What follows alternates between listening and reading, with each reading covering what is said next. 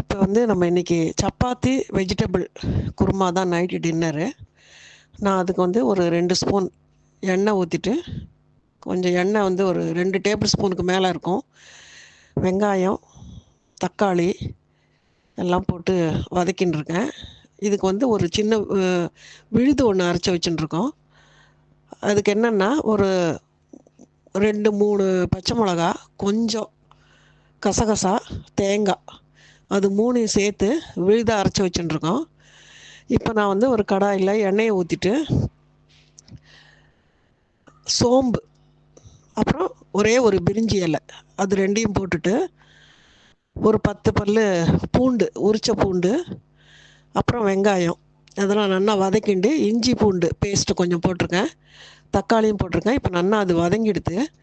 இப்போ இது அரைச்ச பேஸ்ட்டை வந்து அதில் ஊற்றிடலாம். அது நல்லா வதங்கிடுது. அதுக்கு நான் வந்து காய்கறி வந்து உருளைக்கிழங்கு, பீன்ஸு, கேரட்டு, அப்புறம் வந்து பச்சை பட்டாணி எல்லாம் கொஞ்சமாக அந்த காய்கறிக்கு தேவையான உப்பு போட்டு, மஞ்சப்பொடியும் போட்டு ஒரு 2 விசில் வச்சு வேக வச்சு எடுத்து வச்சுருக்கேன் குக்கரில். இப்போ இது எல்லாத்தையும் ஒன்றா கொட்டிட்டோம். அந்த அரைச்ச விழுது, அப்புறம் அந்த வேக வச்ச காய்கறிகள் எல்லாத்தையும் சேர்த்து கொட்டியிருக்கேன். கொஞ்சம் ரொம்பவும் கெட்டியாகவும் இல்லாமல் தண்ணியாகவும் இல்லாமல் மீடியமாக இருக்குது பாருங்கள்.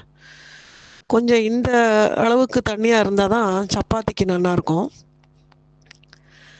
அதனால் நான் வந்து அதுக்கேற்ற மாதிரி தான் நான் தண்ணியாக தான் வச்சுருக்கேன். தேவையான உப்பு போட்டிருக்கேன்.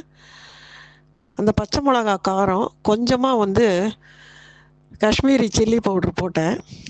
அந்த தக்காளி இதெல்லாம் வதங்கும் போது இப்போ நல்லா கொதி வருது பாருங்கள். நல்லா சாஃப்டான சப்பாத்தி ரெடி. நல்லா சாஃப்டாக இருக்குது பாருங்கள், துணி மாதிரி. சப்பாத்தி ரெடியாக எடுத்து, குருமாவும் ரெடி.